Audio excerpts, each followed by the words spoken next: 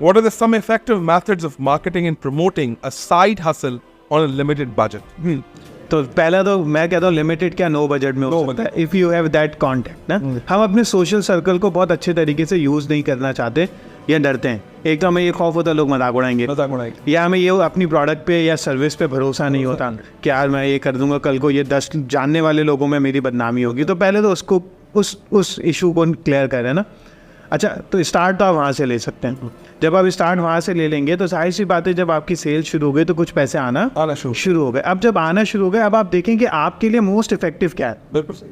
जैसे अभी हम ऑफलाइन भी बात कर रहे थे ना कि मे बी कि आपके लिए ऑनलाइन सूटेबल हो, और मे बी आपके बिजनेस का सिनेरियो ऐसा हो कि उसमें ऑफलाइन ज़्यादा बेहतर हो।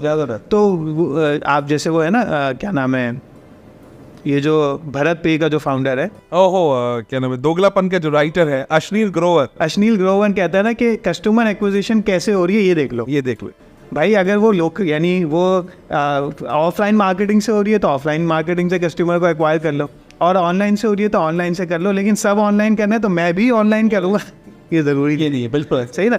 सो मार्केटिंग को आपको देखना होगा कि आपका नेचर ऑफ बिजनेस है क्या। मैं इस वक्त ऐसे बहुत से क्लाइंट्स के साथ काम कर रहा हूँ जो सिर्फ अपने व्हाट्सएप कॉन्टेक्ट्स को मेंटेन करते हुए 2 और 3 मिलियन की sales they are making, not a single penny spend on ads. बिल्कुल सही ना, बिकॉज उन्होंने इतना क्लोज रिलेशनशिप बिल्ड किया हुआ है उसका अपनी व्हाट्सएप कम्युनिटी के साथ, और वो उसके, और मैं समझता हूँ आप क्वालिटी प्रोड्यूस करते हैं ना, कस्टमर वर्ड ऑफ माउथ का कस्टमर है। और आप कभी भी यानी कि आप कितना कुछ भी कर लें, अगर आपका क्वालिटी ऑफ प्रोडक्ट नहीं है, you will never get a repeat sale, you will never get a loyalty of cell.